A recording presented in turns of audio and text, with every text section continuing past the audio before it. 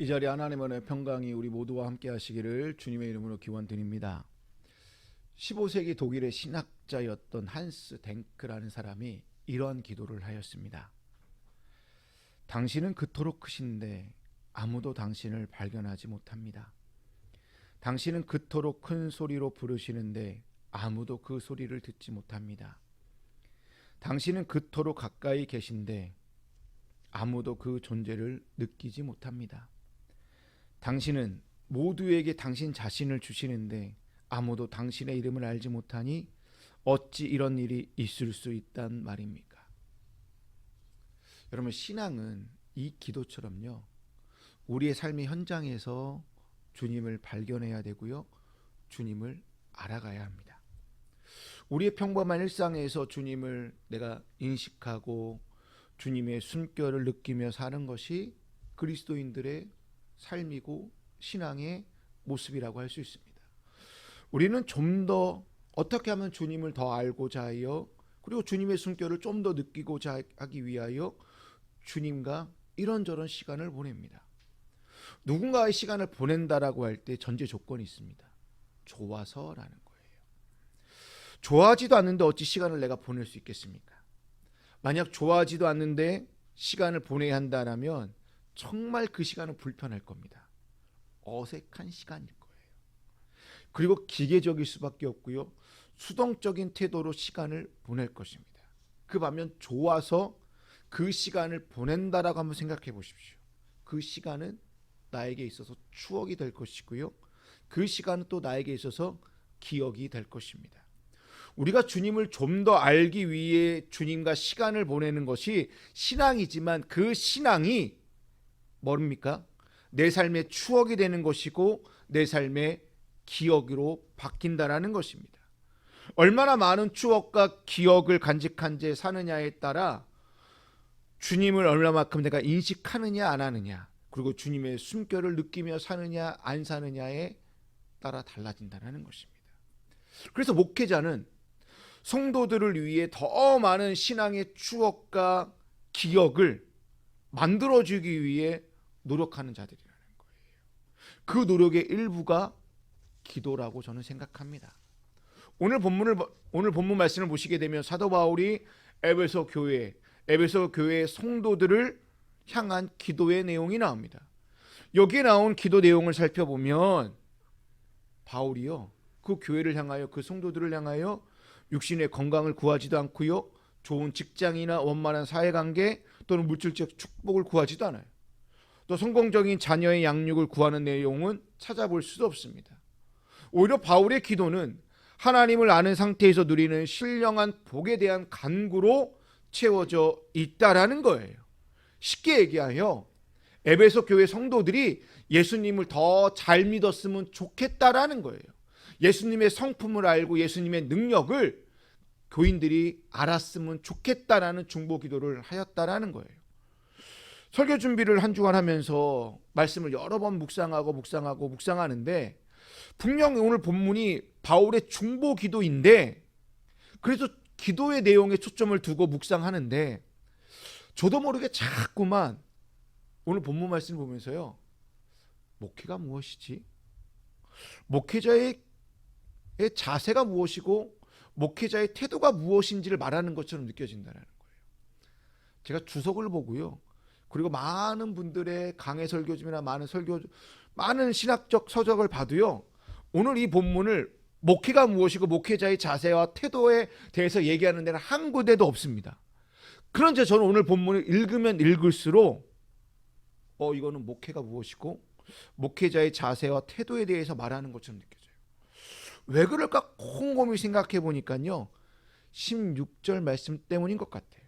16절 말씀입니다. 내가 기도할 때에 기억하며 너희로 말미암아 감사하기를 그치지 아니하고. 우리가 아는 것처럼 바울은 에베소 교회의 목회자로 3년이라는 시간을 목회하였습니다. 에베소 교인들에게 바울은 오늘날로 말하면 담임 목사님이셨어요.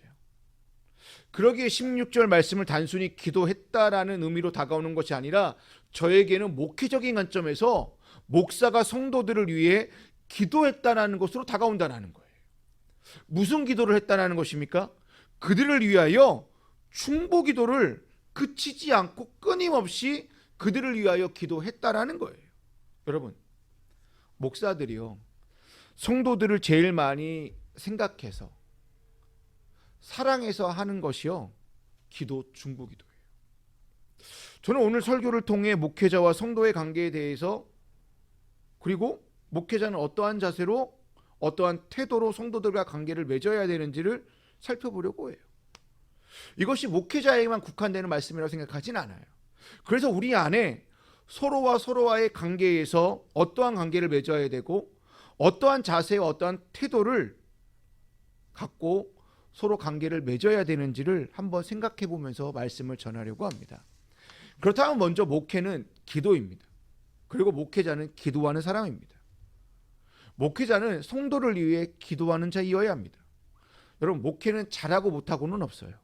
근데요, 잘하고 못하고는 떠나서요, 목회자는 성도를 위해서 기도했느냐 하지 않았느냐에 따라 목회자의 길이, 목회의 길이 갈라진다라고 생각합니다. 여러분, 목회가 잘하고 못하고가 어디에 있겠습니까? 여러분, 목회는 잘하고 못하고의 문제가 아니라 목회는 성도를 내가 얼마나 아느냐에 따라 달라지는 것입니다. 여기서 성도를 안다고 할 때 성도 개인을 아는 것을 말하는 것이 아니라 그 성도의 가정과 삶에 대하여 얼마만큼 아느냐입니다. 알고 모르고의 문제는 단순히 안다 모른다의 문제를 넘어서 아는 만큼 기도로 이어지기 때문에, 목사가 성도를 안다라고 말하는 것은 아는 만큼 내가 기도의 자리로 나가서 기도한다라는 것이에요. 그게 목회라는 거예요. 목회는 성도를 얼마나 알고 얼마나 기도의 장을 만들었느냐라는 것이 목회예요. 그렇다면 여러분, 목회자 한 명이 성도를 대략적으로 목양할 수 있는 범위, 다르게 말하면 대략적으로 내가 많이 알 수 있는 그 범위가 몇 명 정도 될 것 같으세요? 우리나라에 뭐 수만 명 교회도 있고요, 뭐 저희가 작은 개척교회도 있습니다. 흔히 목사님들이 얘기를, 학자들이 얘기하기를 뭐라고 얘기하냐면, 베드로가 갈릴리 호수에서 153마리 물고기를 잡은 것을 가지고 목사 한 명이 153명의 가정을 만들면 좋고, 또는 코로나 이후 또 1인 가정이 늘어나면서 153명에서 많게는 200명 정도가 적절하다라고 보는 거예요. 왜 베드로가 153마리 물고기를 잡았냐? 한 사람이 목회할 수 있는 역량이 그 정도라고 학자들이나 목사님들이 얘기한다는 거예요. 저도 교구 사역을 오랫동안 했지만 교구 식구들을 일일이 다 알지는 못했어요. 그들을 위해 구체적으로 기도하지도 못했습니다. 목회자가 기도하는 자인데 나에게 맡겨진 양들을 내가 제대로 돌보지도 못하고 기도하지도 못했다라는 거예요. 그렇다고 지금 잘하느냐? 뭐 지금도 잘한다고 말할 수는 없지만 그래도 여러분을 예전보다는 더 많이 알아가려고 애쓰고 있고요. 여러분의 가정과 자녀들까지 일일이 그들의 형편과 상황에 맞게 이름을 부르면서, 한 명 한 명 이름을 부르면서 기도하고 있다라는 것입니다. 이렇게 기도하는 것이 목회라고 생각합니다. 둘째로 목회는 기억이라고 생각합니다. 그리고 목회자는 기억하는 자예요. 무엇을 기억하는 것일까요? 여러분, 목회자가 교회와 성도를 기억하는 경우는요, 관계 속에서 오는 서로 간의 신뢰와 사랑이라는 그 바탕에서 기억하는 거예요. 저도 다양한 교회에서 오랫동안 사역하였지만 많은 성도, 그동안 만났던 성도들을 다 기억 못합니다. 일부만 기억해요. 그 일부가 누구냐면 저랑 특별한 관계를 맺어서 함께 했던 분들을 첫 사역지부터 지금까지 오면서 기억하고 있어요. 이들은 지금도 이런저런 고민이 있거나 기도 제목이 있으면 편하게 저한테 연락해서 목사님 이런 고민이 있습니다, 이런 기도 제목이 있습니다 라고 얘기를 해요. 이것이 기억하는 것이 아닐까요? 근데 오늘 사도 바울이 기억하여 기도한다라고 말했을 때에 사도 바울이 말하는 기억은 무엇이었을까요? 기억이라는 단어가 헬라어로 보니까 뭐뭐에 대해 언급하다, 뭐뭐의 이야기를 하다라는 단어입니다. 특별히 기도 중 어떤 사람을 언급하는 것을 기억하다라고 번역해 놓았다라는 겁니다. 우리도 중보 기도를 해요. 내가 아는 모든 사람들 다 기도하지는 못하잖아요. 우리가 중보 기도하는 경우는 어떤 경우입니까? 중보 기도를 요청하였거나 아니면 내가 특별히 저 사람의 기도가 생각나서 저 사람을 위해 내가 기도해야 되겠다라고 중보 기도가 필요하겠다고 하는 그 사람들을 생각하여 기도한다라는 거예요. 이렇게 기도할 때 떠오르는 사람 있잖아요. 그것이 기억하다라는 거예요. 근데 바울이 기억하여 기도했다라는 것은 에베소 교회 성도들을 빠짐없이 언급했다라는 거예요. 이게 빠짐없이 언급했다라는 말이요, 한 번 했다라는 말이 아니라 여러분 유대인들의 기도 생활을 한번 생각해 보셔야 돼요. 유대인들의 기도 습관이요, 유대인들은 하루 총 3번 기도합니다. 저녁 해질 무렵, 아침, 저녁에 정기적으로 이렇게 3번 기도를 합니다. 바울은 바리새인이었어요. 바리새인이었던 바울은요, 그리스도인이 된 후에도요, 이러한 기도의 전통은 계속적으로 지속했을 거라고 생각되어집니다. 하루에 3번 기도를 할 때마다 성도들을 생각해서, 즉 에베소 교인들을 포함해서 그동안 사역했던 많은 교회들, 그 전도했던 교회들, 만났던 성도들을 일일이 생각하면서 그들을 언급하면서 기도했다라는 것이 기억하여 기도했다라는 말씀입니다. 여기서 우리는 바울이 얼마나 기도의 사람이었고 자신보다는 타인을 위한 이타적인 사람이었고 그리하여 중보기도의 사람이었다라는 것을 우리는 알 수 있습니다. 결국 중보자가 되어 중보기도를 했다라는 것은 기억을 가지고 그 사람을 위해 기도하는 것을 말한다는 거예요. 그렇게 목회자는 성도를 기억하는 자예요. 성도의 말을 기억하고요, 성도의 자녀들을 기억하고요, 성도들의 삶과 상황을 기억하여 주님께 성도들을 생각하여 기도로 언급, 여기서 언급이라는 것은 그들의 상황과 제목들, 기도의 제목들을 내가 대신 주님께, 목회자가 주님께 기도의 자리로 나아가서 그것을 일일이 기도하는 것이 기억하다라는 말씀입니다. 셋째로 사도 바울은 뭐라고 얘기하냐면 목회는 감사다라고 말하고 있다는 거예요. 목회자는 감사하는 자입니다. 에이, 목사님만 감사하는 자인가요? 아니죠. 모든 사람들 다, 모든 성도들은 하나님께 제일 기본적인 삶의 태도가 감사예요.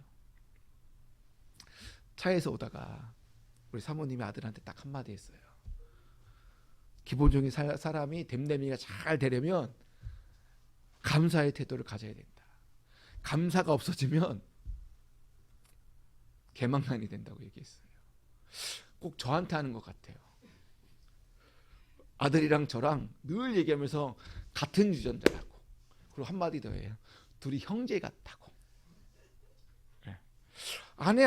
아들한테 하는 말인데 운전하면서 오는데, 아, 저건 꼭 나한테 하는 말이구나. 아, 내가 감사를 더 해야 되구나. 여러분, 감사는요, 모든 사람들의 하나님께 기본적인 삶의 태도가 감사라는 거예요. 우리가 하나님께 제일 많이 기도해야 될 내용도요, 간구, 요청, 중보가 아니라 감사 기도라고 저는 생각해요. 근데 16절에서 말하는 감사는 이런 감사를 말하는 것은 아닌 것 같아요.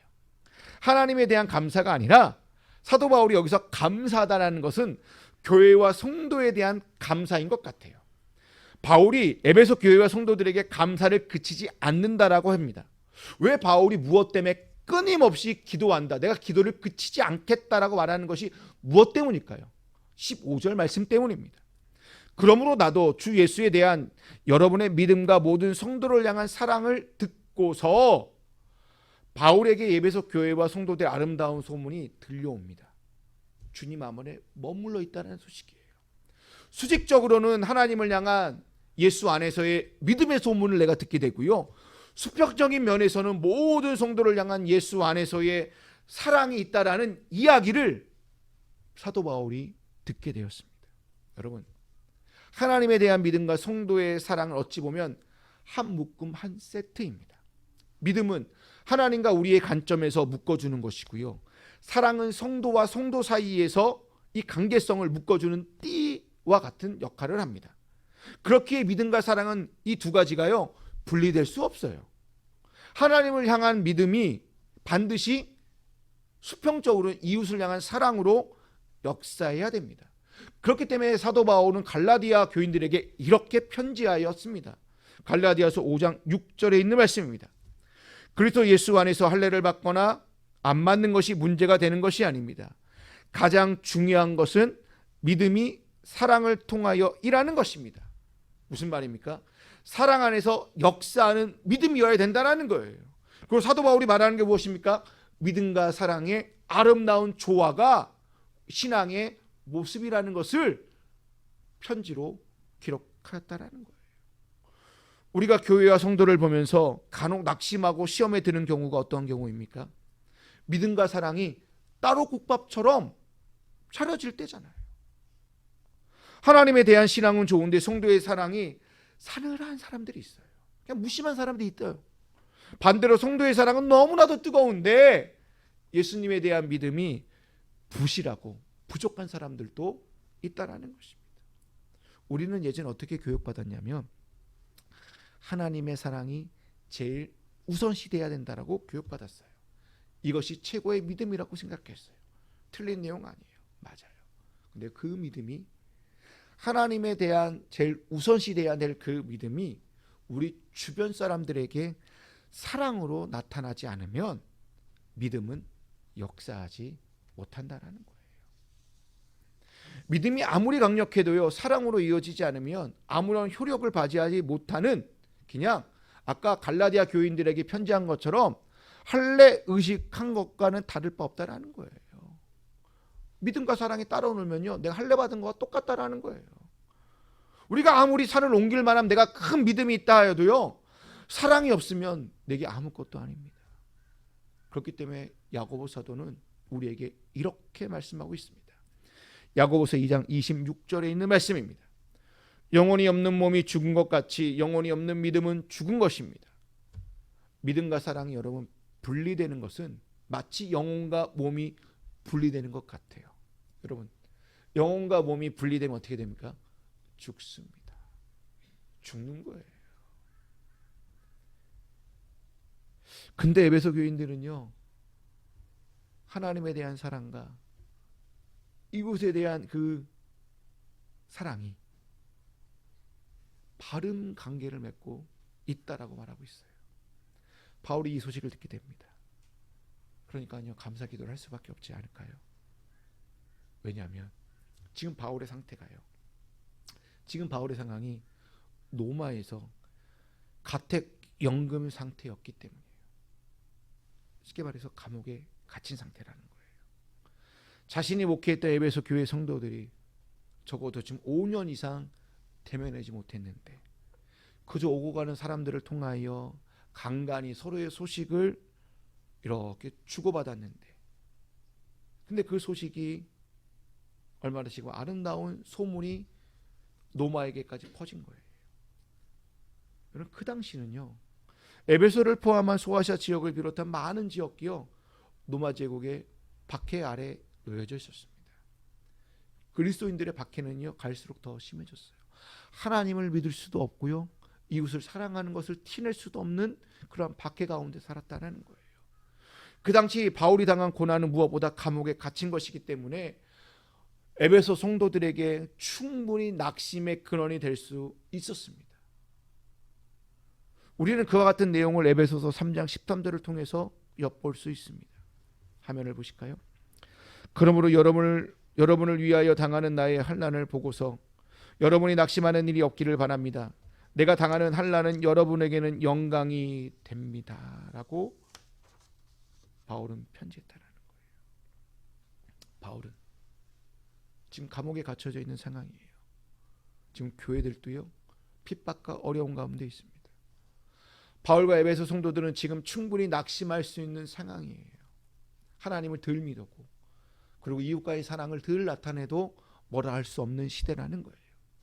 바울이 이러한 상황 속에서 자신을 위한 기도보다는 아름다운 소문을 전해준 그 에베소 교인들을 위해 기도하기 시작했다라는 거예요. 바울이 감옥에서 기도할 것밖에 기도밖에 할 것이 없어서 기도한 것이 아니라는 거예요. 비록 바울에게 있어서 지금 어려운 상황이지만 바울은 에베소서 1장 3절에서 14절에 있는 말씀처럼 성부 하나님, 성자 하나님, 성령 하나님의 각각의 역사하심을 바라보면서 특히 성령 하나님이 우리의 구원의 보증이 되셔서 이 어려운 상황 속에서도 성도들을 틀림없이 인도해 가실 것을 확실히 알고 믿고 있기 때문에 내가 지금 중보 기도를 한다라는 거예요. 누구를 위해서? 에베소 교인들을 위하여. 바울은 하나님의 변함없는 약속을 알고 확실히 믿기 때문에 에베소 성도들을 내가 기억하여 그들을 일일이 언급하면서 그들에게 전해진 그 감사의 이야기를 가지고 내가 주님께 기도한다라는 것입니다. 오늘 저의 설교는 분명히 서두에서 말씀드린 것처럼 목회에 대하여 목회자의 자세와 태도에 대해서 세 가지로 얘기했습니다. 결국 목회자와 성도는 기도의 관계, 기억의 관계, 감사의 관계이어야 된다라고 말씀을 드렸습니다. 그래서 목회자는 성도를 위해 기도하고 기도할 때 기억하며 빠짐없이 언급하고 성도의 삶을 함께 감사하는 관계가 되어 주님께 기도의 자리로 나아갈 때 그 목회는 아름다운 목회 현장이 될 거라고 저는 생각합니다. 이것을 여러분 삶에 그대로 한번 적용해 보십시오.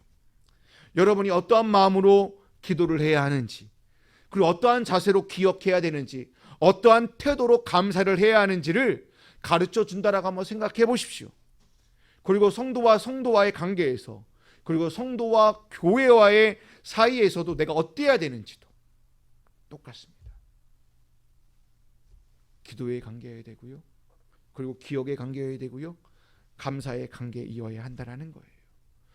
기도와 기억과 감사의 관계 속에서 내가 기도할 때에 이 땅의 것을 구하기보다는 이미 얻은 구원을 누리며 살아가는 데 필요한 신령한 것들을 구할 수밖에 없습니다. 쉽게 말해 그리스도 예수께로 나아가기 위하여 필요한 모든 것을 내가 저 사람을 위하여, 우리 교회를 위하여, 우리 교회 공동체를 위하여 기도하는 관계로 변화된다라는 거예요. 여기에 대한 구체적인 기도의 내용은 다음 시간에 더 어떻게 기도해야 되는지를 살펴보겠습니다. 이제 마무리를 하겠습니다. 여러분, 저와 여러분의 관계는, 그리고 여러분과 여러분의 관계는 어떠한 관계라고요? 기도의 관계, 기억의 관계, 감사의 관계라는 거예요. 이 관계는 서로를 위해 든든히 설 수 있도록, 그리고 서로가 중보 기도를 통해 신앙의 최종 목적이자 최종 목표인 예수 그리스도에게로 나아가는 관계입니다. 이처럼 우리 안에 기도, 기억, 감사의 관계가 되어 지금보다 한 걸음 더 주님께 나아가는 아름다운 공동체, 아름다운 관계가 다 되시기를 주님의 이름으로 축원드립니다.